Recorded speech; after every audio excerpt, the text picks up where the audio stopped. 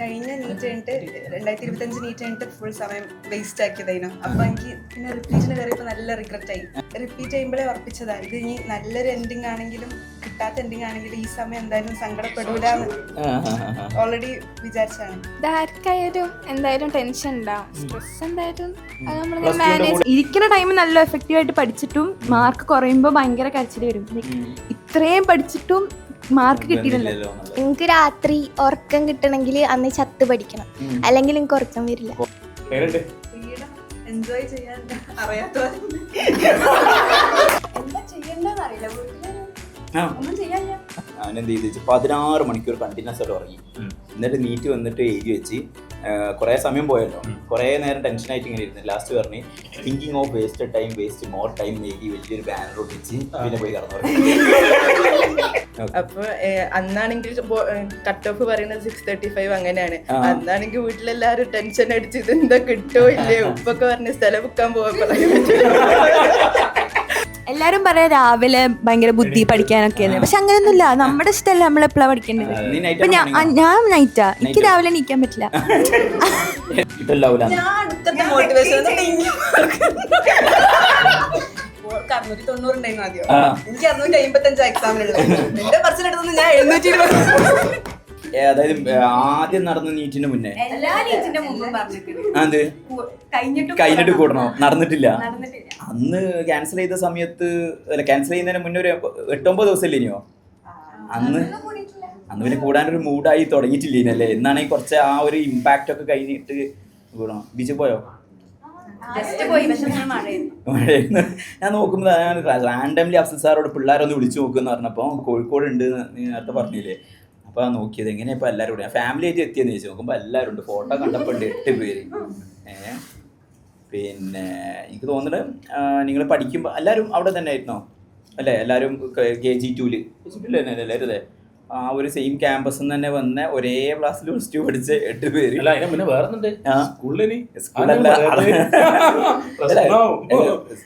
School മുതല് ഒരേ ക്ലാസ്സില് ഒരേ ബാച്ച് 3 കൊല്ലല്ലേ? അല്ല ഞാൻ ചോദിക്കുന്നേ, ഇപ്പം ഇന്ന് വന്ന് ഗ്യാദർ ചെയ്തപ്പോൾ എന്താണ് ഒരു കുറേ കാലം പ്ലാൻ ചെയ്തല്ലേ? അതായത് +2 കഴിഞ്ഞിട്ട് നീറ്റ് കഴിയുമ്പം ഇരിക്കണം എന്ന് വിചാരിച്ചു. ഇന്ന് സംഭവിച്ചു നോക്കിയപ്പോൾ എന്താ തോന്നിയത്? ഇന്ന് ഗ്യാദറിങ് നല്ലൊരു ഫീൽ എന്താ? അങ്ങനെയുണ്ട്. 3 വർഷം ഇതിനായിട്ട് പ്രിപ്പയർ ചെയ്ത് പിന്നെ കഴിഞ്ഞ് ഒരു എക്സാം നീറ്റ് കഴിഞ്ഞ് നീറ്റും കഴിഞ്ഞ് ഫ്രീഡം എൻജോയ് ചെയ്യാൻ അറിയാത്തവർ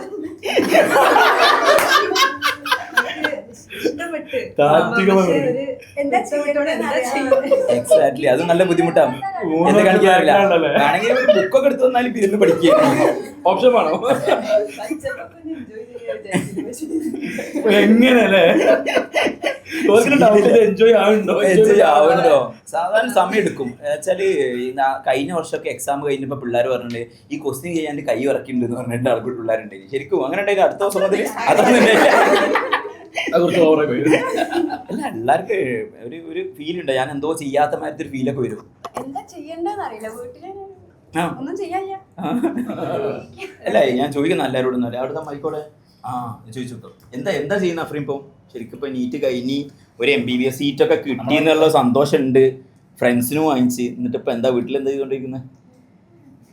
ഞാന് കഴിഞ്ഞ നീറ്റ് കഴിഞ്ഞിട്ട് 2025 നീറ്റ് കഴിഞ്ഞിട്ട് ഫുൾ സമയം വേസ്റ്റ് ആക്കിയതായിരുന്നു. അപ്പൊ എനിക്ക് പിന്നെ റിപ്പീറ്റിന് കയറിയപ്പോ നല്ല റിഗ്രറ്റ് ആയി. കാരണം വെറുതെ ഇരുന്ന് എന്തെങ്കിലുമൊക്കെ ചെയ്യാൻ എന്ത് കിട്ടൂലെന്ന് ഉറപ്പാണെങ്കിൽ നല്ലോണം അടിച്ചു പൊളിക്കായിരുന്നു. അത്രയും അടിച്ചു പൊളിക്കും.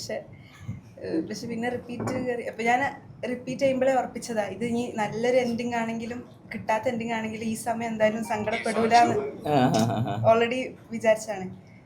അപ്പൊ എന്താ ഇൻസ്റ്റൊക്കെ ഞാൻ ലോഗൗട്ട് ചെയ്തിരുന്നു. അപ്പൊ ഞാൻ സോഷ്യൽ മീഡിയ പേജ് ആദ്യമായിട്ട് തുടങ്ങിയ ആൾക്കാരുണ്ടോ? അതെ, ഇൻസ്റ്റാ പേജ് തുടങ്ങിയോ? എന്താ അജ്ന ജ്യൂസ് അല്ല ഞാൻ വെറുതെ പറഞ്ഞ മറ്റേ ഡാഡീസ് ക്യൂനോ അങ്ങനെ അങ്ങനെ എന്തോ സ്റ്റാർട്ട് ചെയ്താണോ?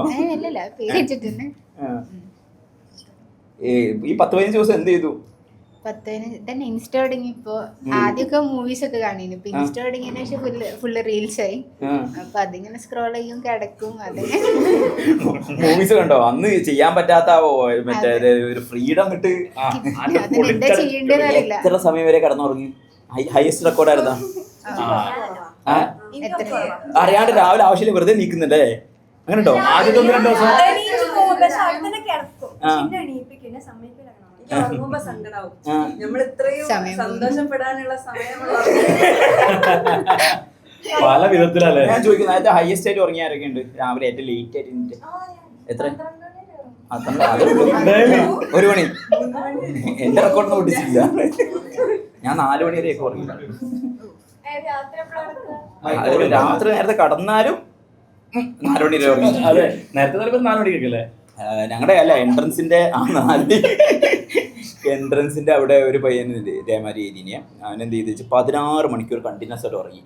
എന്നിട്ട് നീറ്റ് വന്നിട്ട് എഴുതി വെച്ച് കുറേ സമയം പോയല്ലോ, കുറേ നേരം ടെൻഷനായിട്ട് ഇങ്ങനെ ഇരുന്നു. ലാസ്റ്റ് പറഞ്ഞ് thinking of waste time waste more time എഴുതി വലിയൊരു ബാനർ ഒട്ടിച്ച് പിന്നെ പോയി കടന്നുറങ്ങി. വീണ്ടും സമാധിയായി കടന്നുറങ്ങി.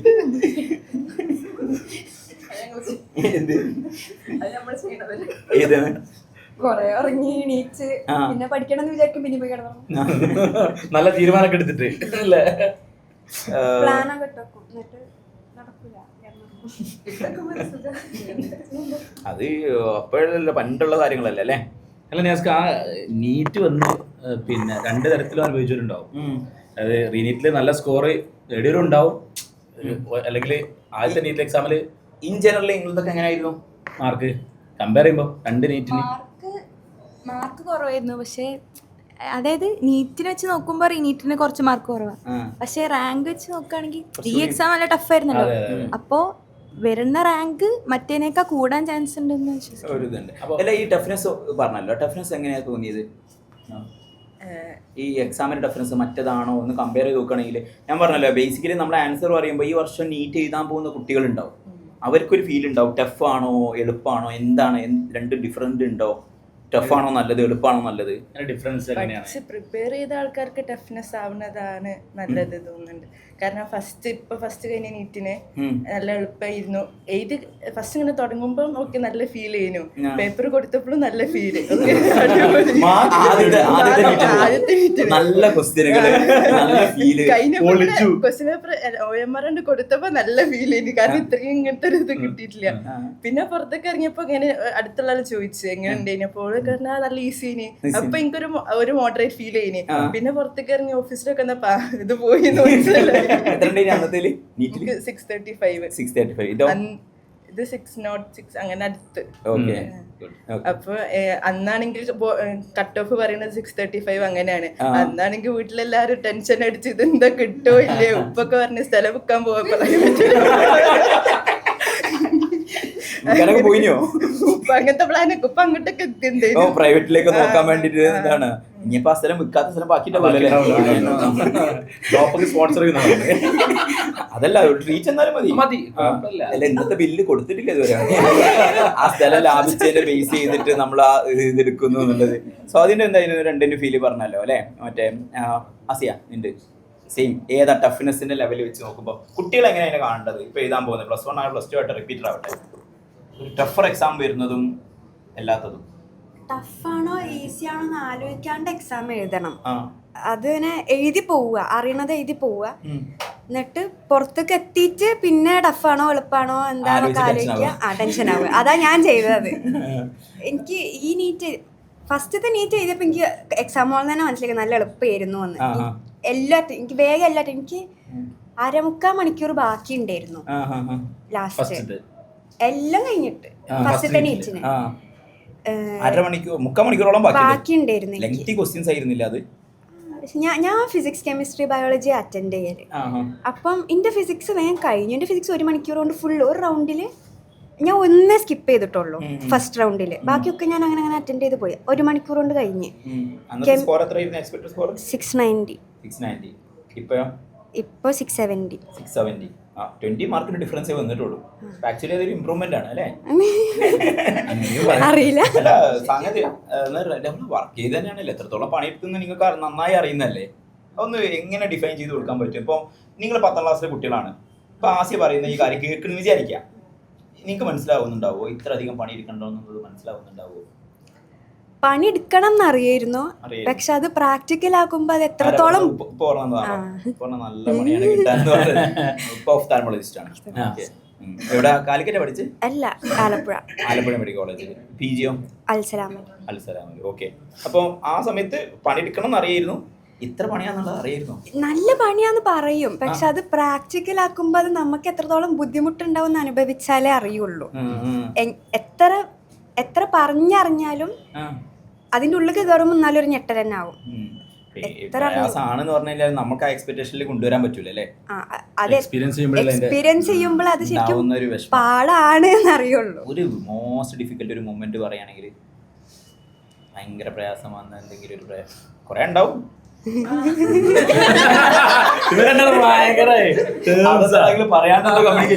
ഇവരെ കണ്ടോണ്ടേ മറ്റേതാ ഞാൻ പിടിച്ച് മാറ്റിയിട്ടില്ലായിരുന്നു സീതാവാൻ തുടങ്ങി കഴിഞ്ഞാല്. അതിന് മറുപടി അഫ്രീൻ പറയുന്നത്, സാർ എപ്പോഴും മോർണിംഗ് മീറ്റിംഗില് അല്ല പൊതുവെ എല്ലാരും നമുക്ക് പറഞ്ഞ് തന്നതാണ് ഇങ്ങനെ നെഗറ്റീവ് ലാസ്റ്റൊക്കെ ഒന്നും തീരെ നെഗറ്റീവ് സ്പ്രെഡ് ചെയ്യരുത്.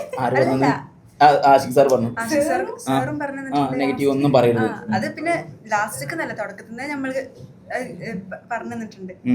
അല്ലാതെ തന്നെ ആവശ്യത്തിൽ കൂടുതൽ നെഗറ്റീവ് നമ്മൾ എടുത്തിട്ടുണ്ടാവും. നമ്മൾ ഓൾറെഡി കുറെ ഇങ്ങനെ പൊട്ടിത്തെറിക്കാൻ നിൽക്കും. എന്താ പറയാ പോണേ? അതല്ല അല്ല, എന്നിട്ട് കാരണം ഇതിങ്ങനെ ഇവര് പറയാൻ കാരണം എന്താ വെച്ചാല് നമുക്ക് ബാക്കിയുള്ള കുട്ടികൾ എന്താ ആലോചിക്കണമെന്ന് അറിയില്ലല്ലോ. ഒരു ചിലപ്പോ അവർക്ക് കിട്ടൂല എന്ന് ആലോചിച്ച് നിൽക്കും. അപ്പൊ ഓരെക്കാട്ടി മാർക്ക് കൂടുതൽ കാണിക്കുന്ന ഒരു കുട്ടി ഓരോടുത്ത് വന്നിട്ട് കിട്ടൂല എന്ന് പറഞ്ഞാൽ അവർക്ക് പിന്നെ എന്തായാലും കിട്ടൂല എന്നുള്ളത് നമുക്ക് അറിയില്ല. ഓരോ ആൾക്കാര് എങ്ങനെയാ റെസ്പോണ്ട് ചെയ്യാന്ന്, ആ റിസ്ക് ചെയ്യേണ്ട വെച്ചിട്ടാണ് പറയണത്. പക്ഷെ ഞാനങ്ങനല്ല എന്ന് പറഞ്ഞാൽ എനിക്ക് ഇങ്ങനെ ആരെന്ത് പറഞ്ഞാലും കുഴപ്പമില്ല. ഞാനൊരു സാധനം ആലോചിക്കുന്നുണ്ടെങ്കിൽ അത് ടോട്ടലി ഐസൊലേറ്റഡാ. അപ്പൊ എന്നെക്കാട്ടി മാർക്ക് കൂടുതലുള്ള ആളോ എന്നെക്കാട്ടി മാർക്ക് കുറവുള്ള ആളോ പോസിറ്റീവ് പറഞ്ഞാലോ നെഗറ്റീവ് പറഞ്ഞാലും ഞാൻ ഡൗൺ ആവില്ല, അപ്പാവില്ല. അങ്ങനെ സംഭവമുണ്ട്. അപ്പൊ അത് പൊതുവെ ക്യാമ്പസിൽ എല്ലാവർക്കും അറിയാം. അപ്പൊ ഭയങ്കര സങ്കടമൊക്കെ ഉണ്ടെങ്കിൽ ചിലപ്പോ എന്റെ അടുത്ത് വന്ന് പറയലുണ്ട്. ഞാനതിന് ഓപ്പണാണ്. എല്ലാരും അല്ല, ആസിയൊക്കെ എനിക്ക് 3 കൊല്ലമായിട്ട് അറിയാം. അപ്പൊ ഓൾക്കൊക്കെ ഭയങ്കര സങ്കടം കഴിയും. ചിലപ്പോ എന്നോട് പറഞ്ഞാൽ എനിക്കൊരു കുഴപ്പമില്ല എന്ന് ഓൾക്ക് അറിയണതുകൊണ്ടാണ് ഓള് പറയുന്നത്. ഞാനും പറയലുണ്ട്, എന്തെങ്കിലും പറഞ്ഞ എനിക്ക് എന്തെങ്കിലുമൊക്കെ പറയണ്ട. ചോദിക്കും പറയട്ടെ, നെഗറ്റീവ് പറയട്ടെ, അല്ല പായാറില്ല അങ്ങനെ. ഞമ്മക്ക് ഇടയ്ക്ക് ഞമ്മക്ക് തന്നെ തോന്നും ഇങ്ങനെ ഉള്ളിൽ തന്നെ ഡീക്കെ ആവണ ഒരു ഫീൽ വരും. ഇങ്ങനെ പറഞ്ഞിട്ട് എന്തോ ആണ്. അത് രാത്രി 1 മണിക്കാണ്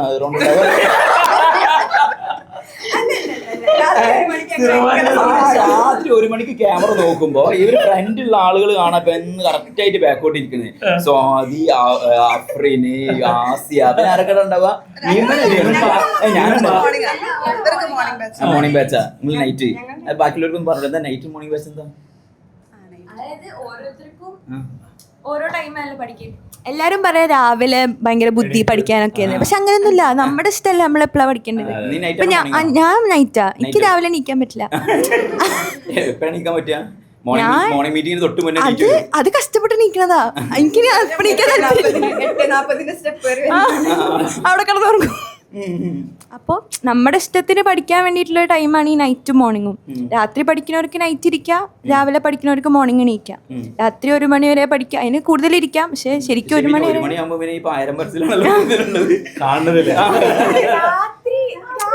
ഞങ്ങൾ പഠിക്കാറുണ്ട്. ഞാൻ ബെല്ലടിച്ച സമയത്ത് കാര്യപ്പെട്ട എന്തോ ഒരു പ്രശ്നം നടന്നു പോകുന്നുണ്ടായിരുന്നു. മറ്റുള്ളതാണെങ്കിൽ അറ്റ്ലീസ്റ്റ് ഇവര് ആക്ടിങ് എന്തെങ്കിലും ഡൗട്ട് അല്ലേ?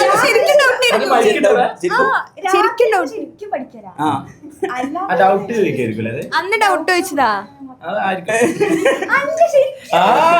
പക്ഷെ അന്നെന്തിനാ ബെല്ലടിച്ചപ്പോ പിന്നെ ഒരു കള്ളന്മാരെ പോലെ എല്ലാരും ഇങ്ങനെ പിരിഞ്ഞു പോയത്? ഞങ്ങൾ 1 മണിക്ക് പോവാൻ നിക്കായിരുന്നു. അപ്പൊ ഇവളോട് എന്തോ ഡൗട്ട് ചോദിച്ചു. ഇവള് അത് പറഞ്ഞു കൊടുക്കായിരുന്നു. നേരത്തെ ഇവിടെ കഷ്ടപ്പാടാ പറഞ്ഞിട്ടുണ്ട്, അത് മാത്രമേ അല്ല അപ്പൊ ഇങ്ങനെ വന്ന് ഇടക്കൊക്കെ വന്ന് പറയും. അപ്പൊ ഓൾക്കന്ന് ഭയങ്കര സങ്കടമായത് എനിക്കറിയില്ല. അപ്പൊ ഇങ്ങനെ വന്ന് പറയട്ടെ ചോദിക്കും. ഞാൻ എപ്പോഴും പറഞ്ഞോ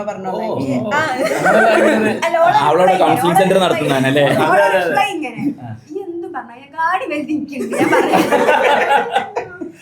എനിക്ക് പിന്നെ എന്നിട്ട് അങ്ങനെ ഓള് ഒരു ദിവസം പറഞ്ഞു എന്നോട് ശരിക്കും നമ്മളെ ഓക്കെ അന്ന് കുറച്ച് ഡൈല്യൂട്ടാക്കി പറഞ്ഞ ലാസ്റ്റത്തെ സെന്റൻസ് പറഞ്ഞാൽ കിട്ടൂല അതാണ്. അതിലേക്ക് തന്നെ ഓളങ്ങ് എത്തി വരിക. കിട്ടൂല ഞാൻ കൂട്ടൂല. എനിക്ക് പറയണല്ലേ, എനിക്ക് കേക്കും വേണം, തിരിച്ച് പറയണം. എന്താ പറഞ്ഞ?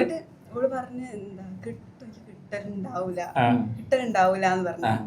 അപ്പൊ ഇത് റീനീറ്റിന്റെ 2 ദിവസം മുന്നേ, ഇത് നീറ്റിന്റെ ക്യാൻസൽ ആയി നീറ്റിന്റെ 2 ദിവസം മുന്നേ അവള് പറഞ്ഞിട്ടുണ്ട്. ഞാൻ അടുത്ത മോട്ടിവേഷൻ എടാ അത് കണ്ടിട്ടേ ഞാൻ പറഞ്ഞിട്ടുണ്ട് ഇതേ സംഭവം. ഇവക്കാണെങ്കിൽ 600 എത്ര ഇപ്പൊ ഓൾക്ക് 690 ഉണ്ടായിരുന്നു ആദ്യം. എനിക്ക് 655 എക്സാമിനുള്ളത്. എന്റെ പെർസെന്റ് ഞാൻ 720. എടാ അത് പുതിയതല്ല. ഞാൻ പറഞ്ഞില്ലേ നമ്മുടെ ബാച്ചില് ഫസ്റ്റ് ഇയറിൽ അനാട്ടമി എക്സാം കഴിഞ്ഞിട്ട് നമ്മുടെ ബാച്ചിൽ ഒരു പയ്യനുണ്ട്. ഇപ്പൊ മെഡിസിൻ കഴിഞ്ഞ ഡോക്ടർ അനീഫ് ഹുസൈൻ എന്ന് പറഞ്ഞിട്ട് ഇവൻ ഭയങ്കര കരച്ചില്. ഞാൻ പോയി നന്നായി സമാധാനിപ്പിച്ച് റിസൾട്ട് വന്ന് ഞാൻ തോറ്റ്. എക്സാമിൽ ഞാൻ തോറ്റ്. ഇവൻ നല്ല മാർക്കുണ്ട്. അല്ലെങ്കിൽ എല്ലാ പഠിപ്പിക്കലും അങ്ങനെ തന്നെയാണല്ലേ? എന്നോട് പറഞ്ഞിങ്ങനെ തന്നെ. ഞാൻ അവളോട് പറഞ്ഞു ലാസ്റ്റ് ഇപ്പൊ പറയുന്ന കാര്യങ്ങളൊക്കെ വോളണ്ടിയർ അംഗമാണ് പറയുന്ന കാര്യങ്ങൾ. എന്നിട്ട് സമാധാനിപ്പിച്ച് അവക്ക് റീനീറ്റ് എടുത്തപ്പോ 670 നിന്റെ 614 ആണ്. ഓക്കെ, നീ തോന്നുന്നു അവളോട് എന്നെ കൂടുതൽ ഒരു കൗൺസിലിംഗ് സെന്റർ ആണ് നടത്തിയത്. അടുത്ത ആൾക്കാർക്ക് കൗൺസിലിംഗ് ഓപ്പൺ ആക്കി തരും. പക്ഷെ ഇപ്പം അടിപൊളിയല്ലേ മാർക്ക് വന്നപ്പോ? ഇപ്പൊ റീനീറ്റിൽ ഗവൺമെന്റ് MBBS അതിനിപ്പോ നിങ്ങൾ കൂടുതൽ പഠിക്കാൻ വേണ്ടി കാലിക്കറ്റ് മെഡിക്കൽ കോളേജ് നല്ലതാണ്, അല്ലെങ്കിൽ ട്രിവാൻഡ്രാണ് നല്ലത്, എയിംസ് നല്ലതാണെന്ന് പറയും. പക്ഷെ എവിടെ നിന്ന് കഴിഞ്ഞ് കഴിഞ്ഞാലും MBBS തന്നെയാണ്. അതിപ്പോൾ നിങ്ങൾക്ക് അത് പ്രൈവറ്റിൽ നിന്ന് കഴിഞ്ഞാൽ തന്നെ MBBS തന്നെയാണ്. അതിപ്പോൾ പ്രൈവറ്റാന്ന് പറഞ്ഞ് മോശമാക്കാനൊന്നുമില്ല. ഈ പ്രൈവറ്റിൽ പഠിപ്പിക്കുന്നതൊക്കെ നമ്മുടെ ഇവിടുന്ന് ഗവൺമെൻറ് റിട്ടയർഡ് ആയിട്ടുള്ള പ്രൊഫസർമാരാണ്. അവരേറെ ടോപ്പ് ലെവലുള്ള ആൾക്കാരാക്കുക. പിന്നെ ഞാൻ അന്ന് ഒരു പയ്യനെ അരവിന്ദനൊക്കെ ഇൻട്രൊഡ്യൂസ് ചെയ്തില്ലേ KMCTയിലൊക്കെ. നല്ല സ്ട്രോങ് അക്കാഡമിക്സ്. എയിംസിൽ അപ്പം ഇപ്പോൾ കയറി പീഡിയാട്രിക്സ് കിട്ടി. ഇപ്പോൾ കഴിഞ്ഞ ദിവസം മെസ്സേജ് അയച്ചിരുന്നു. അന്ന് ഞാൻ കയറുണ്ടെന്നല്ല പറഞ്ഞിട്ടുള്ളായിരുന്നു. ഇപ്പോൾ ഒരാൾക്ക് സർജറി, ഒരാൾക്ക് പീഡിയാട്രിക്സ്, എവിടെ പഠിച്ചാലും മതി. പിന്നെ നിങ്ങൾ ടോപ്പ് റാങ്ക് കയറി പോയിട്ട് വെച്ചിട്ട് മെഡിക്കൽ കോളേജിൽ നിന്ന് സംഭവമൊന്നുമില്ല കേട്ടോ. മെഡിക്കൽ കോളേജിൽ അവസാനം എന്ത് PG വാങ്ങിക്കുന്നു, PG എവിടെ പഠിക്കുന്നതിനനുസരിച്ചാണ് ഇപ്പോൾ അഡ്രസ്സ് വരിക. നിങ്ങൾക്ക് എല്ലാവർക്കും ഗവൺമെന്റ് കിട്ടുന്നതാണ് ഭയങ്കര നല്ലത്. അതന്നെ മതി. നോഹൊന്നും ഇടപെടുന്നില്ല കേട്ടോ.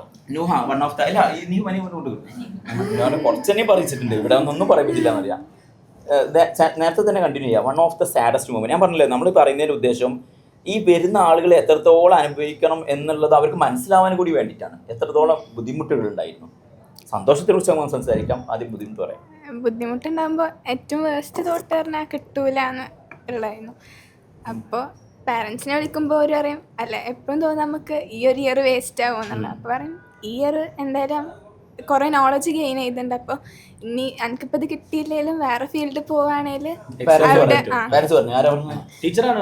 ഉമ്മയും പറയും ഉപ്പയും പറയും ഇനി ഏത് ഫീൽഡിൽ പോയാലും എനിക്ക് അവിടെ എക്സൽ ചെയ്യാൻ പറ്റും. ഇതേപോലെ സപ്പോർട്ട് ആർക്കും കിട്ടിയിട്ടുണ്ടായിരുന്നോ? ഉണ്ടോ? ഏത് വേണേലും കുഴപ്പമില്ല എന്നുള്ളത് തന്നെ പറയലല്ലേ? എനിക്ക് തോന്നുന്നത് എനിക്ക് തോന്നി കുറച്ചുകൂടി പാരന്റ്സ് അങ്ങനെ തന്നെ പെരുമാറുന്ന നല്ലതെന്നല്ല. കുട്ടികൾ കുറച്ചുകൂടെ ആ ഒരു സ്റ്റാൻഡ് പിടിക്കാണ് നല്ലത്. പിന്നെ മോർണിംഗ് മീറ്റിംഗ് എനിക്ക് തോന്നുന്നു ബാക്കിയുള്ള പാരന്റ്സിന് വേണമെങ്കിൽ പറഞ്ഞു കൊടുക്കാം. ഈ പറഞ്ഞായിരുന്നു ആർക്കെങ്കിലും എല്ലായിടത്തും ഇങ്ങനെ തന്നെ ആയിരുന്നു. പാരന്റ്സിന്റെ ഒരു മൈൻഡ് സെറ്റ് ഉണ്ടായിരുന്നു. എന്തെങ്കിലും അത് തോന്നുന്നു നിങ്ങൾ നന്നായി വർക്ക് ചെയ്യുമ്പോൾ പിന്നെ അവർക്ക് അതേ പറയാൻ തോന്നുള്ളൂ. മടി കാണിക്കുമ്പോഴല്ലേ കിട്ടൂല എന്ന് അവര് ഇല്ല. അപ്പൊ പറയും വർക്ക് ചെയ്താല് റിഗ്രറ്റ്സ് ഒന്നും ഉണ്ടാവില്ല, നമുക്ക് വേറെ എവിടെ പോയാലും അപ്പൊ അവിടെ എക്സൽ ചെയ്യാൻ പറ്റും പറയും. അപ്പൊ പിന്നെ ആ ഒരു ഇതിൽ പോകും. പിന്നെ ഹോസ്റ്റലിൽ ഇരിക്കുമ്പോ ചുറ്റും നോക്കി ആരായാലും പഠിക്കന്നെ ഇരിക്കും. അപ്പൊ പിന്നെ നമ്മളും ആ ഒരു ഇതിൽ കണ്ടിന്യൂ ചെയ്ത് പോകും. പിന്നെ നമുക്കുണ്ടാവുന്ന പ്രശ്നങ്ങളെ കുറിച്ചൊക്കെ ഓൾറെഡി ഇവിടുന്ന് പറഞ്ഞു തരുന്നുണ്ട് ആഷിഖ് സാർ മോർണിംഗ് മീറ്റിംഗിൽ. അപ്പൊ അതെങ്ങനെ ഡീൽ ചെയ്യണം എന്ന് പറയുന്നോണ്ട് നമ്മൾ ആ ഒരു ഇതിൽ ഇങ്ങനെ കണ്ടിന്യൂ ആ ഒരു പ്രോസസ്സ് കണ്ടിന്യൂ ചെയ്ത് പോകും. ആഷിഖ് സാറിനോട് ഒരു ഫീഡ്ബാക്ക് കൂടി കൊടുക്കാൻ വേണ്ടിയിട്ടാണ്. അത് ശരിക്കും നല്ല യൂസ്ഫുൾ ആയിരുന്നു. കാരണം റിപ്പീറ്റ് ചെയ്ത് തുടങ്ങിയൊരു മിഡാകുമ്പോഴൊക്കെ നമുക്ക് ഒരു മടുത്ത ഫീൽ വരും, നിർത്തി പോയാലോ എന്നൊക്കെ തോന്നും. അപ്പൊക്കെ നമുക്ക് വരുന്നതിന്റെ മുന്നേ സാറ് ഇത് ഓൾറെഡി മീറ്റിംഗിൽ അഡ്രസ് ചെയ്തിട്ടുണ്ടായിരുന്നു. അപ്പൊ നമുക്ക് മനസ്സിലാവും ഇത് നമുക്ക് ഇടയ്ക്ക് നമുക്ക് തോന്നും നിർത്തിയാലോ എന്നുള്ളത്. നമുക്ക് ബാക്കിയുള്ള അറിയാൻ വേണ്ടി ചോദിക്കാം. നിങ്ങൾക്ക് ഹൗസ്ഫുള്ളാതെ മാർക്കുണ്ട്, നീറ്റ് എഴുതിയപ്പം മാർക്കുണ്ട്, റീനീറ്റ് എഴുതിയപ്പോൾ 646 ഉണ്ട്. അതിന് മുന്നത്തേലോ 685 ഉണ്ട്. അപ്പൊ അങ്ങനെയുള്ള ആൾക്ക് ഇങ്ങനെ ടെൻഷൻ അടിക്കാൻ ആവശ്യമുണ്ടോ? അതാണ് ചോദിക്കുന്നത്. അതാർക്കായാലും എന്തായാലും ടെൻഷൻ ഉണ്ടാവും, സ്ട്രെസ് എന്തായാലും എഴുതിയ സമയത്ത് നിങ്ങൾക്ക് കുഴപ്പമില്ലാത്തൊരു സ്കോർ വന്ന് ഞാനതിന്റെ പ്രോസസ്സ് അറിയാൻ വേണ്ടിയിട്ടാണ് ചോദിക്കുന്നത്. 685 ഉണ്ടായി, പിന്നെ അത് കഴിഞ്ഞിട്ട് 650 അടുത്തുള്ള സ്കോർ, ഇല്ല 646 സ്കോർ. അപ്പൊ അങ്ങനെ നിൽക്കുന്ന ആൾക്കും ഇതേപോലത്തെ കണ്ടീഷൻ തന്നെയാണോ മൈൻഡിൽ ഉണ്ടാവുക? അതാർക്കായാലും സ്ട്രെസ് എന്തായാലും ഈ ഒരു ജേണിയിൽ എന്തായാലും ഉണ്ടാവും. അപ്പൊ അത് മാനേജ് ചെയ്യാൻ വേണ്ടി നമുക്ക് ഇവിടുന്ന് കുറെ പറഞ്ഞിട്ടുണ്ട്, മാനേജ് ചെയ്യണം. അപ്പൊ അത് ഫസ്റ്റ് മുതലേ പ്രാക്ടീസ് ചെയ്താല് ലാസ്റ്റിലോട്ട് നല്ല രീതിക്ക്. എന്തൊക്കെ ഉണ്ടായിട്ടുണ്ട് സ്ട്രെസ് കൂടിയത് കാരണം? യൂഷ്വലി നമുക്ക് റാങ്കിലൊരു ഡിപ്പ് വരുമ്പോഴാണ് അധികം ഒരു സ്ട്രെസ് ആയിട്ട് ഫീൽ ചെയ്യല്. അപ്പൊ പിന്നെ കണ്ടിന്യൂ ചെയ്യാം. അപ്പൊ ഒന്നെങ്കിൽ കുറച്ച് പ്രാർത്ഥിക്കുമ്പോ നമുക്ക് കുറച്ചുകൂടി ഒരു മെന്റൽ സ്ട്രെസ് കാരണം എന്തൊക്കെ ബുദ്ധിമുട്ടുകൾ ഉണ്ടായി. ഞാൻ കാണാറുണ്ട് ചില കുട്ടികൾ വായിൽ പുണ്ണ് വരും, ഉറക്കം വരൂല, കൈ വിറയ്ക്കും, വയറുവേദന വരും. ഉറക്കം ചിലപ്പോ നമ്മള് കിടക്കും, പക്ഷെ ഉറക്കം കിട്ടൂല. പിന്നെ ഉറങ്ങിപ്പോയാൽ നമ്മൾ ഇടയ്ക്കിടയ്ക്ക് ഇങ്ങനെ എണീറ്റോണ്ട് നിൽക്കും. അങ്ങനത്തെ ബുദ്ധിമുട്ടൊക്കെ ഉണ്ടായിട്ടുണ്ട്. വേറെ സ്പെസിഫിക്കലി ഇപ്പം വൺ ഓഫ് ദ ഒരു ഡിഫിക്കൽട്ട് ടാസ്ക് അല്ലെങ്കിൽ ഒരു മൂമെന്റ് കടന്നതിൻ്റെ എന്തെങ്കിലും കാര്യം പറയുമോ? ഒരു ഓവർകം ചെയ്ത് മേ ബി ഒരു സമയത്തിൽ ആ റാങ്കിൽസ് താഴെ പോയതിന് ശേഷം തിരിച്ചു കയറിയതോ അങ്ങനെ എന്തെങ്കിലും ഒരു മൂമെന്റ് ഓർത്തെടുക്കുന്നത്? എനിക്ക് ശരിക്കും റാങ്കിൽ ഡിപ്പ് വരുമ്പോഴാണ് നമ്മൾ കുറച്ചുകൂടെ വർക്ക് ചെയ്യാനൊരു ഇത് വരും, വരും. അപ്പൊ കുറച്ചുകൂടെ കൂടുതൽ വർക്ക് ചെയ്യുമ്പോൾ അപ്പൊ കയറിയാൽ പിന്നെ മെയിൻറ്റെയിൻ ചെയ്യാൻ നോക്കും. എന്നാലും ഇടയ്ക്ക് വീണ്ടും ഫ്ലക്ച്വേറ്റ് ചെയ്തോണ്ടേ നിൽക്കും. എനിക്ക് തോന്നുന്നത് നിങ്ങളുടെ റാങ്കിലൊക്കെ റനയും നീമയും ഇങ്ങനെ റെഗുലർ ആയിട്ട് ഇങ്ങനെ കാണാറുണ്ട് അല്ലേ, അങ്ങോട്ടും മാറി. റനെ നിങ്ങൾ എന്താ വിളിക്കാൻ ഇതിലേക്കും? ഇനി ആരെയും വേറെ നിങ്ങളെ ഗ്യാങ്ങിലെ? ആ പിന്നെ ഇത്രയും ആമിന അല്ലേ, പിന്നെ അവിടെ ഉണ്ടായിരുന്നു, അതൊക്കെ തന്നല്ലേ. അപ്പൊ റനനെ നിങ്ങൾ വിളിച്ചില്ല? റന കണ്ട് 715 വാങ്ങിച്ചപ്പോ അവളെ എന്തായിരുന്നു അവളെ നിങ്ങൾ അവള് അത് കഴിഞ്ഞതിന് ശേഷം സ്ട്രെസ് ആയി. പക്ഷേ സ്റ്റിൽ 662 മാർക്ക് ഇപ്പൊ വാങ്ങിച്ചിട്ടുണ്ട്. ഗെയിമിൽ 5th റാങ്ക് വന്നില്ലേ? ഗെയിമിൽ 5th റാങ്ക് വന്നത്. എങ്ങനെയാണ് നിങ്ങൾ അവിടുത്തെ ഡൈനാമിക്സ്? ഇപ്പൊ രാത്രി വരുന്ന അങ്ങോട്ടും ഇങ്ങോട്ടും സമാധാനിപ്പിക്കലുണ്ട്. ഇപ്പൊ അഫ്രീൻ ആസിയ അങ്ങോട്ടും ഇങ്ങോട്ടും വിഷമം എല്ലാത്ത വേറെ എന്തെങ്കിലും നിങ്ങൾ മോർണിംഗ് ബാച്ചാർ എങ്ങനെയാണ് സ്ട്രെസ് മാനേജ്? ഉണ്ടാക്കിട്ടായിരുന്നല്ലേ എന്റെ റൂമിൽ IJ അല്ലേ? ഏതായാലും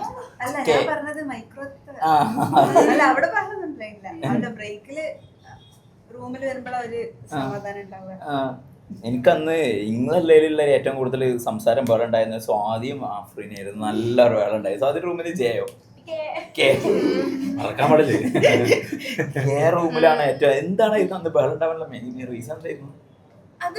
ഞങ്ങളുടെ റൂമില് എല്ലാവരും പൊതുവെ നല്ല സൗണ്ട് ഉള്ളവരാ. ജന്മനാ സൗണ്ട് ഉള്ള ആളുകൾ. എനിക്കൊക്കെ നല്ല സൗണ്ട് ഉണ്ട്. ജയിനാൻഡിനെ മനസ്സിലാക്കണ സൗണ്ട് ഉണ്ട്. ഞാനിങ്ങനെ ഒതുക്കി വെച്ചാ സൗണ്ട്. അപ്പൊ നമ്മളിപ്പോ ക്വസ്റ്റ്യൻസ് ഇപ്പൊ ഞങ്ങളുടെ റൂമില് ആഷിഖ് സാറ് പറഞ്ഞ നമ്മള് ക്വസ്റ്റ്യൻ ഒക്കെ ഇടാറുണ്ട്. അതിന് മുമ്പ് നമ്മൾ അക്കാഡമിക് ബഹളങ്ങൾ മാത്രം ഉണ്ടായത് അല്ല, അങ്ങനെയല്ല, ടീംസാണ്. അപ്പം ഞങ്ങള് റൂമിൽ ക്വസ്റ്റ്യൻസ് ഒക്കെ ഡിസ്കസ് ചെയ്യും. ഇപ്പൊ എക്സാം കഴിഞ്ഞ് തന്നെ ഒരു ബ്രേക്ക് ഉണ്ടാവും. അതിൽ നമ്മൾ ഏറ്റവും കൂടുതൽ ഡിസ്കസ് ചെയ്യാറ് അന്നത്തെ ക്വസ്റ്റ്യൻസ്, എന്താ ആൻസർ ചെയ്ത് ഏതാ തെറ്റിന്നൊക്കെ പറയും. ഇത് പറയുമ്പോ കുറച്ച് സൗണ്ട് കൂട്ടി പറയും,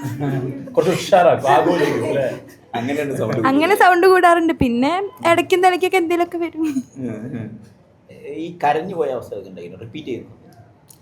കൊറേ കരഞ്ഞിട്ടുണ്ട്, ഇഷ്ടംപോലെ. കൗണ്ട് ഇല്ല, എണ്ണ പറ്റില്ല. അല്ല ഞാൻ ചോദിക്കുന്നത് എന്തിനാ വെച്ചാൽ ഈ 10ാം ക്ലാസ് കഴിയുമ്പോഴോ ഇപ്പൊ റിപ്പീറ്റ് ചെയ്യുന്ന കുട്ടികൾക്കോ ഇങ്ങനെയൊക്കെ ചെയ്യേണ്ടിയുണ്ടോ എന്ന് അറിയില്ല അവർക്ക്. അതുകൊണ്ട് കൂടിയാണ് പറയുന്നത്. എനിക്കറിയാം നിങ്ങൾ എത്രത്തോളം കരഞ്ഞിട്ടുണ്ടാവും എന്നുള്ളത്. നല്ലൊരു എന്താ റീസൺ ഒക്കെ എന്തിനാ വേണ്ടിയാ കരയുന്നത്? അത് എനിക്ക് ചെറിയ ചെറിയ കാര്യം മതി കരയാൻ. പക്ഷെ കരഞ്ഞാലും പണിയെടുക്കും. അതായത് നമ്മുടെ ഉള്ളിലുള്ള സ്ട്രെസ് കളയാനുള്ള ഏറ്റവും നല്ല മാർഗ്ഗം കരയാ. ബാത്റൂമിൽ പൂട്ടിട്ട് ഇരുന്ന് കരയാ. എനിക്കിപ്പോ മാർക്കൊക്കെ നല്ലോണം പഠിച്ചു. ഇപ്പൊ മാരത്തോണിന്റെ ഫേസിലൊക്കെ ഞാൻ കുറെ ഇരുന്ന് പഠിക്കും, അതിൽ ഞാൻ ഉറങ്ങുകയും ചെയ്യും. പക്ഷെ ഇരിക്കുന്ന ടൈം നല്ല എഫക്റ്റീവായിട്ട് പഠിച്ചിട്ടും മാർക്ക് കുറയുമ്പോ ഭയങ്കര കരച്ചിൽ വരും. ഇത്രയും പഠിച്ചിട്ടും മാർക്ക് കിട്ടിയില്ലല്ലോ. പക്ഷെ അതിന്റെ പിറ്റേ ദിവസം എക്സാം ഉണ്ട്. അപ്പൊ ഇതിനെ പഠിക്കാൻ വേണ്ടി ഈ ഒരു സാധനം മൈൻഡിൽ എടുക്കുമ്പോ പഠിക്കാൻ പറ്റില്ല. അപ്പൊ ഇരുന്ന് കരയും. വേറെ ആരുടെ മുമ്പിൽ വെച്ച് കരയില്ല, ബാത്റൂമിൽ ഇരുന്ന് കരയും, എന്നിട്ട് പിന്നെ പഠിക്കും. കരണ്ടൊന്നുമില്ല, ഭയങ്കര കൂളായിരുന്നു. കരഞ്ഞ ഏറ്റവും എന്ന് പറഞ്ഞാല് എന്താ നീറ്റ് ഗാല നടത്തിയല്ലോ. അപ്പൊ എന്താ ഫസ്റ്റത്തെ നീറ്റിന്റെ സ്കോർ ഉണ്ടായിന്, അതേ സെയിം സ്കോർ തന്നെ നീറ്റ് ഗാലക്ക് കിട്ടും. അതായത് പ്ലസ് ടുന്റെ കൂടെ 519. അപ്പൊ അതില് അന്ന് 2 ക്വസ്റ്റ്യൻ ഗ്യാപ്പിലല്ലേ MBBS മിസ്സായത് അല്ലേ പ്ലസ് ടുന്റെ കൂടെ. അപ്പൊ അതില് അന്ന് ഭയങ്കര സങ്കടം, കാരണം ഒരു കൊല്ലം റിപ്പീറ്റ് ചെയ്തിട്ട് അത് സെയിം മാർക്ക്, സെയിം 519 തന്നെ. അന്ന് എനിക്ക് ഏറ്റവും ഭയങ്കര സങ്കടം, എത്ര ഒരു കൊല്ലം റിപ്പീറ്റ് ചെയ്തിട്ടും പിന്നെ ആ സെയിം മാർക്ക് ഒക്കെ എത്തിയല്ലോ എന്നുള്ളത്. പിന്നെ അങ്ങനെ പുഷ് ചെയ്ത് പിന്നത്തെ എക്സാമിന് ആ മാർക്ക് തന്നെ വരലുണ്ട് 500. പിന്നെ ടഫ് വന്നാലും ആ മാർക്ക് തന്നെ വരും. പിന്നെ അപ്പൊ പിന്നെ അതൊരു ശീലമായപ്പോ പിന്നെ കുഴപ്പമില്ല. ചിലപ്പം ഭയങ്കര അപ്പ് വരും, ചിലപ്പം ഭയങ്കര ഡൗൺ, ഭയങ്കര ഫ്ലക്ച്വേഷൻസ് ഉണ്ടായിരുന്നു മാർക്ക്. ലാസ്റ്റ് ഇപ്പൊ റീനീറ്റിന്റെ സമയത്തും എന്തുകൊണ്ടാണ് തോന്നി ഇങ്ങനെ ഫ്ലക്ച്വേഷൻ കിട്ടുമ്പോൾ കുട്ടികൾ എന്താ മൈൻഡ് കീപ്പ് ചെയ്യേണ്ടത്? നിങ്ങൾ അതൊക്കെ അനുഭവിച്ചു. എക്സാം ടൈമിൽ നമ്മളെ മെന്റാലിറ്റിയും ഭയങ്കര ഇമ്പോർട്ടന്റ്. ചില എക്സാം ഭയങ്കര ഫോക്കസിൽ നമുക്ക് എഴുതാൻ പറ്റും, അങ്ങനത്തെ ആ ഒരു കാര്യം തോന്നി. അത് അങ്ങനെ ഫ്ലക്ച്വേഷൻസ് എന്താണ് ബാക്കിയുള്ളവർക്ക് ഒരു ഐഡിയ കൊടുക്കേണ്ടത്? ഫ്ലക്ച്വേഷൻ ഉണ്ടാവുന്നതാണോ നല്ലതാണോ, അല്ലെങ്കിൽ ഫ്ലക്ച്വേഷൻ മൈൻഡ് ചെയ്യേണ്ടതാണോ? അല്ല, ചിലവർക്ക് ഭയങ്കര കൺസിസ്റ്റന്റ് ആയിട്ട് ഉണ്ടാവും. അപ്പൊ നമ്മൾ അതിൽ കൂടുതൽ ഫോക്കസ് ചെയ്യാണ്ടിരിക്കാന്നുള്ളത് തന്നെയാണ്, വർക്ക് ചെയ്യാന്നുള്ളത്. പക്ഷെ നമുക്ക് എത്ര പറഞ്ഞാലും നമുക്ക് തോന്നും, അങ്ങനെ തോന്നും. പക്ഷെ നമ്മളിങ്ങനെ ട്രസ്റ്റ് ചെയ്യുക, കുഴപ്പമില്ല, ലാസ്റ്റ് ബെസ്റ്റ് ഡേ ആവും എന്നുള്ള ഒരു ട്രസ്റ്റ് എപ്പോഴും ഉണ്ടാവുക. എന്നിട്ട് ഈ കരഞ്ഞത് ഓവർകം ചെയ്യാനുള്ള എനർജി എങ്ങനെയാ? കരഞ്ഞ് ഞാൻ മെയിനായിട്ട് വീട്ടിലേക്ക് വിളിക്കൽ തന്നെ ഉണ്ടായിരുന്നത്. അപ്പോൾ ഓരിങ്ങനെ പറയും, പക്ഷെ ഓർക്കും കുറച്ച് ടെൻഷനുള്ള ആൾക്കാർ തന്നെയാണ്. പക്ഷെ എന്നാലും ഒരു പറയും കുഴപ്പമില്ല അങ്ങനെ തന്നെ പറയും. അപ്പൊ പിന്നെ അപ്പൊ തന്നെ കുറെ സമാധാനമാവും ഓരങ്ങനെ പറയുമ്പോ തന്നെ. പിന്നെ ഇതിപ്പോ കുറെ ആയില്ലേ, അപ്പൊ പിന്നെ നമുക്ക് തന്നെ മനസ്സിലായി ഇതിങ്ങനെ തന്നെയാണ് എന്നുള്ളത്. അന്ന് 527, 526 മുതലുള്ള ആൾക്കാർക്കൊക്കെ MBBS കിട്ടിയിട്ടുണ്ട് കഴിഞ്ഞ പ്ലസ് ടുന്റെ കൂടെ എഴുതിയ സമയത്ത്. അതിന് കൊണ്ടുകൊണ്ട് 2 ക്വസ്റ്റ്യനേ വരുന്നുള്ളൂ അല്ലേ? 2 ക്വസ്റ്റ്യനിൽ ഏറെ ചെയ്ത് കഴിഞ്ഞാൽ MBBS സീറ്റ് ഉറപ്പാക്കാം. ഇപ്പൊ എത്ര സ്കോർ എത്തിയിരിക്കുന്നത്? 638. അപ്പൊ കുഴപ്പമില്ല, സ്കോർ എത്തിയത്. എന്നിട്ടും ആ 2 സ്കോർ അല്ലെങ്കിൽ 2 ക്വസ്റ്റ്യൻ മറികടക്കാൻ വേണ്ടി ഇത്ര അധികം സ്ട്രെസ് വരുമോ? എന്തായാലും വരും. ആ 2 ക്വസ്റ്റ്യനാണ് സ്ട്രെസ് ഉണ്ടാക്കുന്ന ക്വസ്റ്റ്യൻ. അതാണ് പ്രശ്നമുള്ള ക്വസ്റ്റ്യന്. അപ്പൊ അതിലിട്ട് തന്നെയാണ് ഈ ഒരു വർഷം കറങ്ങിയത്. അങ്ങനത്തെ ടഫ് എന്നല്ല, പക്ഷെ ആ ഒരു മെന്റാലിറ്റി എക്സാം ടൈം നല്ല പോസിറ്റീവ് ആയിരിക്കുക എന്നുള്ള മെന്റാലിറ്റി, അത് തന്നെയാണ് ഈ ഒരു റിപ്പീറ്റിംഗ് ഇയറിൽ മെയിൻ ആയിട്ട് നമ്മൾ കൊണ്ടുവന്നത്. നമ്മളിങ്ങനെ ഇതന്നെ നമ്മൾ പണിയെടുക്കണ മെയിൻ ആയിട്ട് എന്താന്ന് വെച്ചാൽ, നമുക്ക് എക്സാം എഴുതുമ്പോൾ ഞാൻ ഇത്രയെല്ലാം പണിയെടുത്തല്ലോ, ആ ഒരു സംഭവം വന്നാൽ തന്നെ നല്ല പോസിറ്റീവ് മെന്റാലിറ്റി കിട്ടും. അതെനിക്ക് ഫസ്റ്റ് റിപ്പീറ്റ് എനിക്കിങ്ങനെ തോന്നി, എല്ലാം പണിയെടുക്കാനുണ്ട്, എനിക്ക് കിട്ടൂലേക്കുന്നുള്ള രീതിയിലാണ് എക്സാമിന് ഫസ്റ്റ് ടൈം പോകുന്നത് തന്നെ. പക്ഷെ ഇപ്രാവശ്യം അങ്ങനെയല്ല, ഇനി ചെയ്യാനുള്ളത് എല്ലാം ചെയ്ത് ഇനി വരുന്നിടത്ത് വെച്ച് കാണാന്നുള്ള രീതിയിൽ തന്നെയാണ് എക്സാം എഴുതാൻ പോയി. അപ്പൊ തന്നെ നല്ലൊരു വ്യത്യാസം ഉണ്ടാക്കാൻ പറ്റും. സ്കൂളിൽ ചെയ്തു വെച്ച കാര്യങ്ങൾ എത്രത്തോളം നീറ്റിന് പിന്നെ റിപ്പീറ്റ് ചെയ്ത സമയത്ത് ഉപകരിച്ച്?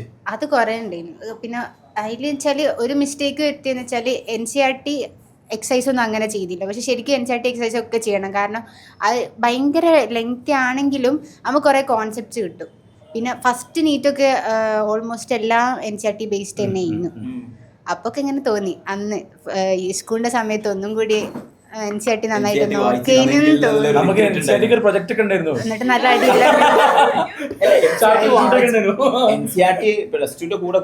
ഗുണം ഉണ്ട്. അതെന്തായാലും ഉണ്ട്, കാരണം ബയോളജി ഒക്കെ അത്യാവശ്യം നല്ല തറവായിരുന്നു. +1 +2 NCERT ഒക്കെ ഇപ്പൊ സ്കൂളിൽ ഇങ്ങനെ ഇപ്പൊ നമുക്ക് കുറേ പ്രാവശ്യം റിവൈസ് ചെയ്യല്ലോ, ബോർഡ് എക്സാമോ അങ്ങനെ ഇങ്ങനെ. അതുകൊണ്ട് തന്നെ ബയോളജി ഒന്നും നോക്കേണ്ട ആവശ്യമില്ല, ഇങ്ങനെ ജസ്റ്റ് ബ്രഷ് അപ്പ് ചെയ്യാനുണ്ടായിരുന്നല്ലോ. പിന്നെ ഫിസിക്സ് ഒക്കെ കുറച്ച് അവിടെയും ഇവിടെയും കണ്ടന്റ് ഒക്കെ ഉണ്ടായിരുന്നു. അങ്ങനെ നീറ്റിൽ നല്ലൊരു സ്കോർ കിട്ടാൻ വേണ്ടി അക്കാഡമിക് കണ്ടന്റിന് എത്ര ശതമാനം പ്രാധാന്യമുണ്ട്, മെന്റൽ സ്റ്റാറ്റസിന് എത്ര ശതമാനം പ്രാധാന്യമുണ്ട്? അക്കാഡമിക് എന്തായാലും വേണം, അതില്ലാണ്ട് മെന്റൽ കുറെ ഞാൻ കാര്യമില്ല. അക്കാഡമിക്സ് എന്തായാലും അല്ല കുറവാ. അക്കാഡമിക്സ് നമ്മൾ അതിൻ്റെതായിട്ടുള്ള പണിയെടുക്കണം. പക്ഷെ നമ്മളിങ്ങനെ പണിയെടുക്കുമ്പോൾ നമുക്ക് തന്നെ ഇപ്പോൾ സാർ അന്ന് ലാസ്റ്റ് ഒക്കെ വന്നപ്പോൾ പറഞ്ഞു കുറച്ച് നമുക്ക് തോന്നി ഇതങ്ങ് കഴിഞ്ഞ് കിട്ടിയാൽ മതി എന്നുള്ള രീതിയിൽ നമ്മൾ എക്സാം എഴുതാൻ പോവാ. അതൊക്കെ തന്നെയാണ് ഈ പോസിറ്റീവ് മെന്റാലിറ്റി എന്ന് ശരിക്കും പറയുന്നത്. ഇതൊന്ന് കഴിഞ്ഞ് കിട്ടിയാൽ മതി, എന്തായാലും ഇത്ര ആയില്ലേ എന്നൊക്കെ ഉള്ളത്. അപ്പൊ പണി നല്ല എടുക്കുക. ഓക്കെ, ഞാൻ ആ ക്വസ്റ്റ്യൻ ഒന്നുകൂടി മോഡിഫൈ ചെയ്യാം. അക്കാഡമിക് കണ്ടന്റ് എന്തായാലും 100% ഉണ്ട്. മെന്റാലിറ്റിക്ക് എത്ര ശതമാനം പ്രാധാന്യമുണ്ട് മെന്റാലിറ്റി മാത്രം കൺസിഡർ ചെയ്യുകയാണെങ്കിൽ? മെന്റാലിറ്റിക്ക് ഭയങ്കര ഇമ്പോർട്ടൻസ് ഉണ്ട്. നമ്മൾ അക്കാഡമിക്സിന് കൊടുക്കുന്നതിന്റെ അത്ര തന്നെ. കാരണം എന്താ വെച്ചാല് പക്ഷെ ആ ഒരു മാർക്കിന്റെ പുഷ് നമുക്ക് തന്നെ മനസ്സിലാവും. ഒരു ലെവലിൽ നിന്ന് ഒരു ലെവലിലേക്ക് കൊണ്ടുപോകാൻ എന്താ ഒരു ലെവൽ വരെ എത്തിക്കും. ഓൾമോസ്റ്റ് എല്ലാവർക്കും ഉണ്ടാവും. ലോ മാർക്ക് പോവാനും 519 പോവാനും ചിലതിൽ 700 പോവാനുള്ള വ്യത്യാസം ഈ ചേഞ്ച് ആണ്. അതായത് വിവരം അല്ലെങ്കിൽ ക്വസ്റ്റ്യന്റെ ടഫ്നെസ്സിനേക്കാളും കൂടുതൽ മെന്റാലിറ്റിയാണ് ഭയങ്കര ആ ഒരു പുഷ് ഉണ്ടാവും. ഭയങ്കര പുഷ് നമുക്ക് വേണമെങ്കിൽ അതെന്തായാലും മെന്റാലിറ്റി. എന്ത് ആലോചിച്ച് എക്സാമിന് പോകുമ്പോഴാണ് കുറച്ചുകൂടി നല്ല പോസിറ്റീവ് മെന്റാലിറ്റി കിട്ടാറുള്ളത്? നമ്മൾ പണിയെടുത്ത് തന്നെ. ഞാനിപ്പോ നമ്മൾ ചിലപ്പോ ശരിക്കും പണിയെടുക്കാത്തതാണ് നമുക്ക് സ്ട്രെസ് ചെയ്യുക. പണിയെടുക്കുമ്പോ അതൊരു ഗുഡ് സ്ട്രെസ് ആണ്. അങ്ങനെ തോന്നിയത്. ഓക്കെ ഓക്കെ ഓക്കെ, അത് ഒന്നുകൂടി ഒന്ന് ഇലാബറേറ്റ് ചെയ്ത് പറയാം. അതായത് ആളുകൾക്ക് അത് ഡിഫറൻസിയേഷൻസ് കിട്ടാനുണ്ട്. അത് ശരിക്കും എല്ലാവർക്കും ഒരു കൺഫ്യൂഷൻ ഉള്ള സംഭവമാണ്. നമ്മൾ പഠിക്കുമ്പോൾ നമുക്ക് എന്തായാലും സ്ട്രെസ് ഉണ്ട് അല്ലേ? വെറുതെ ഇരിക്കുമ്പോഴോ അല്ലെങ്കിൽ അപ്പോഴും സ്ട്രെസ് ഉണ്ട്. എങ്ങനെയാണ് അത് ഡിഫറൻഷിയേറ്റ് ചെയ്യുക? മറ്റേത് എന്താന്ന് വെച്ചാൽ നമ്മൾ പണിയെടുക്കാത്തപ്പോ നമുക്ക് സ്ട്രെസ് വരിക റിഗ്രറ്റ് കൊണ്ടാണ്. അത് ഭയങ്കര ഡ്രെയിനിങ് ആണ്. ബ്രെയിനും മനസ്സിനെയും ഭയങ്കര ഡ്രെയിൻ ചെയ്യും. പക്ഷെ മറ്റേതെന്ന് പറയുമ്പോൾ നമ്മൾ നല്ലോണം പണിയെടുത്ത് നമുക്ക് ചിലപ്പോൾ എക്സാമിന് മാർക്ക് വന്നത് അങ്ങനെ ഇരിക്കും. പക്ഷെ അത് ശരിക്കും ഒരു തരം പോസിറ്റീവ് ആണ്. കാരണം നമുക്ക് ഡ്രെയിൻ ചെയ്യും നമ്മളെ. പക്ഷെ എന്നാലും അതിനൊരു ബെനിഫിറ്റ് ഉണ്ട്. കാരണം നമ്മൾ പണിയെടുത്തല്ലോ ഇത്ര വരെ എത്തിയല്ലോ എന്നുള്ളൊരു സാധനം ഉണ്ട്. മറ്റേത് ഒരു വേസ്റ്റ് ആണ്, ഒരു റിഗ്രറ്റും പെയിനും ഒക്കെയാണ്. അത് ഭയങ്കര അടങ്ങാറാണ്. പക്ഷെ മറ്റേതൊന്നും കൂടി നല്ലതാ. ഒരു സ്റ്റുഡന്റ് പറഞ്ഞിട്ടുണ്ടായിരുന്നു, നമ്മളെ വീട്ടിലൊക്കെ എന്തെങ്കിലും ഫംഗ്ഷൻ ഒക്കെ നടത്തി കുറെ ആൾക്കാർക്ക് ഫുഡൊക്കെ കൊടുത്ത് നമ്മൾ ക്ഷീണിച്ചൊരു കിടക്കുമല്ലോ, അല്ലെങ്കിൽ അതേപോലത്തെ ഫീൽ ഉണ്ട്. ശരിക്കും നല്ല രസമാണ്. തുടങ്ങിയ നല്ല രസം. രാത്രി നമ്മളിങ്ങനെ ക്ഷീണിച്ച് കണ്ണെല്ലാം ഒരു ഇന്റൊക്കെ വെച്ചാൽ നമ്മൾ ക്ലോക്കിലേക്ക് ദൂരം നോക്കുമ്പോൾ ഈ റൈറ്റ് ഐ ബ്ലർ ആയിട്ടേക്കും കാണാം. നമ്മൾ അത്ര ഇരുന്ന് ഫോക്കസ് ചെയ്തിരുന്നതിന്റെ അത് ശരിക്കും പറയുമ്പോൾ ഭയങ്കര ടോക്സിക് ആണെങ്കിലും പക്ഷെ നമുക്ക് കിടക്കുമ്പോൾ ഒരു സമാധാനമാണ്. ഇത്രയൊക്കെ പണിയെടുത്തല്ലോ, ഇനിയിപ്പോൾ എന്തേലും ആയിക്കോട്ടെ, റിസൾട്ട് എന്തോ ആയിക്കോട്ടെ, ഇത്രയെല്ലാം പണിയെടുത്തല്ലോ. കാരണം എനിക്കൊക്കെ പണിയെടുക്കുന്നതൊരു മടിയില്ല, അത് ആലോചിക്കുന്നതന്നെ മടിയാണ്. അപ്പൊ ഒരു സന്തോഷം പണിയെടുക്കുന്നുണ്ടല്ലോ. അതിന് മെയിനായിട്ട് സഫ തന്നെയാണ്. കാരണം സഫ എന്നോട് പറഞ്ഞു ഇങ്ങനെ അങ്ങനെ കടന്നു നോക്കാണ്ട് നല്ല സുഖമാണ്. പണിയെടുത്ത് ഇങ്ങനെ കൊയങ്ങി കണ്ണെല്ലാം. സഫ അങ്ങനെയാണ് പോവാ 10:30. അപ്പൊ ഞാൻ നൈറ്റായിരിക്കാം. അപ്പൊ ഞാൻ ഓടിങ്ങനെ പോകുമ്പോ സഫ മറ്റേ കൂലിപ്പണിയെല്ലാം എടുത്താൽ അപ്പൊ അത് കാണുമ്പോ 10:30 നമുക്കൊരു മോട്ടിവേഷൻ ആവും. 1 മണിക്ക് ശരിക്കും കാണണം. എപ്പോ തുടങ്ങുമല്ലോ രാവിലെ? എന്താ കൂലിപ്പണി എടുത്ത് ശീലിച്ച മാലിയാണെന്നാ പറഞ്ഞത്. അങ്ങനാണോ? എന്താ ഞാന് 5 മണിയാകുമ്പം തുടങ്ങും. പിന്നെ അജിനെങ്ങനെ ചോദിക്കും, എനിക്ക് രാത്രി ഉറക്കം കിട്ടണമെങ്കിൽ അന്ന് ചത്ത് പഠിക്കണം, അല്ലെങ്കിൽ എനിക്ക് ഉറക്കം വരില്ല. അങ്ങനെയും പറയാം. അപ്പം രാത്രി നല്ലോണം ഇരുന്ന് പഠിക്കും. അല്ലെങ്കിൽ എന്ന് പറഞ്ഞാല് പിന്നെ അജിനെങ്ങനെ ചോദിക്കും ഇന്ന് ചത്ത് പഠിച്ചില്ലേ. നമ്മൾ അങ്ങനെയാ മോട്ടിവേറ്റ്. ഇങ്ങനെ മാർക്കിന്റെ കാര്യത്തിലൊന്നും അങ്ങനെ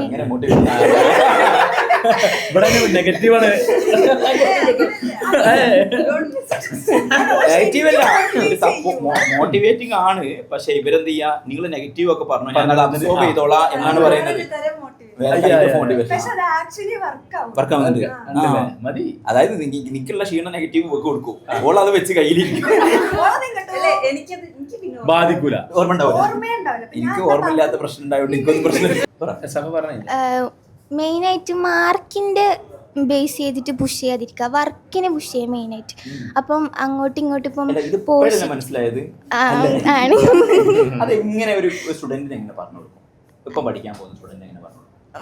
ശരിക്കും അങ്ങോട്ടും ഇങ്ങോട്ടും സപ്പോർട്ട് ചെയ്താലേ ഇതെന്തായാലും മുന്നോട്ട് പോകും. നമുക്ക് ഒറ്റയ്ക്ക് ഇപ്പം മറ്റൊരാൾ പഠിക്കണ കാണുമ്പോൾ നമുക്ക് പഠിക്കാൻ തോന്നുന്ന പോലെ അങ്ങോട്ടും ഇങ്ങോട്ടും പുഷ് ചെയ്യുക എന്ന് പറഞ്ഞാൽ മാർക്കിനെ പുഷ് ചെയ്യല്ല, വർക്ക് ചെയ്യാൻ പുഷ് ചെയ്യുക. ഇന്ന് ഇത്ര നേരം ഇരുന്നില്ല, ഇത്ര ക്വസ്റ്റ്യൻ, അങ്ങനെ ഇങ്ങനത്തെ ക്വസ്റ്റ്യൻ ചെയ്ത് നോക്കണം. കുറച്ചും കൂടിയും ഇപ്പം മാർക്ക് ഫിസിക്സിലെല്ലാം കുറയുന്ന സമയത്ത് കുറച്ചും കൂടിയും ബുദ്ധിമുട്ടുള്ള ക്വസ്റ്റ്യൻ ചെയ്യണം അങ്ങനെ പുഷ് ചെയ്യുക. അല്ലാതെ മാർക്കിന് ഒരിക്കലും അത് എനിക്ക് വന്ന വലിയൊരു റിയലൈസേഷനാണ്. പിന്നെ കാരണം മാർക്കിന്റെ ഫ്ലക്ച്വേഷൻ നമ്മളെ മൂഡ് അനുസരിച്ച് പലതും മാറിയിട്ടുണ്ടാവും. അന്ന് ചിലപ്പോൾ ടയേർഡ് ആയതുകൊണ്ട് കുറഞ്ഞതായിരിക്കും. അത് കണ്ടിട്ട് നമ്മളെ പഠനം മോശമാണെന്നൊന്നും ജഡ്ജ് ചെയ്യാൻ നിൽക്കേണ്ട ഒരു ആവശ്യമില്ല. മുന്നോട്ട് പോയോണ്ടിരുന്നാ മതി. ഇതെല്ലാം ആഷിഖ് സാർ മോർണിംഗ് മീറ്റിംഗ് എന്നാലും നമുക്കത് ഇതാവില്ലല്ലോ, ആ ഫേസ് കൂടെ പോകുമ്പോൾ മനസ്സിലാവില്ല. നമുക്കത് അത് നമ്മൾ അനുഭവിച്ചാലേ നമുക്കത് മനസ്സിലാവും. അതിൽ കൂടെ പോയാൽ മാത്രമേ ഇങ്ങനെയാണെങ്കിൽ മനസ്സിലാവും. അത് നല്ല ടൈം എടുക്കും. എനിക്ക് നല്ല ടൈം എടുത്തു. ഇന്റഗ്രേറ്റഡ് സ്കൂളിന്റെ ഒരു ക്വസ്റ്റ്യൻ ചോദിക്കുകയാണെങ്കിൽ എന്താണ് അതിന്റെ സ്കൂളിൽ എത്രത്തോളം യൂസ് ആയി, അല്ലെങ്കിൽ പ്ലസ് ടു എവിടെയെങ്കിലും പഠിച്ച് വന്നാൽ മതിയായിരുന്നു? ഞാൻ ഉറപ്പ് പറയാ, ഞാൻ ഒരു കൊല്ലം റിപ്പീറ്റ് ചെയ്തെങ്കിൽ ഞാൻ ഇവിടെ എത്തൂല. എനിക്ക് ഉറപ്പാണ്. കാരണം ഞാൻ കണ്ടന്റ് ഉണ്ടാക്കിയത് +1 +2 ആണ്. അത് എനിക്ക് ഉറപ്പാണ്. പിന്നെ ഞാൻ റിപ്പീറ്റ് ചെയ്യുമ്പോൾ പിന്നെയും മെന്റാലിറ്റി സ്ട്രോങ് ആക്കാനാണ് നോക്കിയത്. കാര്യങ്ങളാണ് കൂടുതൽ ഉണ്ടായിരുന്നത് അല്ലേ? ഈ രാത്രി വരെ ക്ഷീണിച്ച് പോകുന്നത് വരെ 5 മണി മുതൽ രാത്രി 10:30 ആ റൂമിൽ പോകുന്ന ഇതുണ്ടല്ലോ, അതിൻ്റെ ഇടയിലൊക്കെ ഇടയ്ക്ക് ക്ഷീണം വരൂലേ? ഞാൻ ഭയങ്കര റിഗ്രറ്റിൻ്റെ ആളാണ്. അപ്പം എനിക്ക് പവർ നാപ്പ് എടുത്താൽ പോലും റിഗ്രറ്റ് വരും. അപ്പം അത് പിന്നെയും നല്ല പണിയെടുക്കലാണല്ലേ? ഭയങ്കര പണിയെടുക്കല. അപ്പോൾ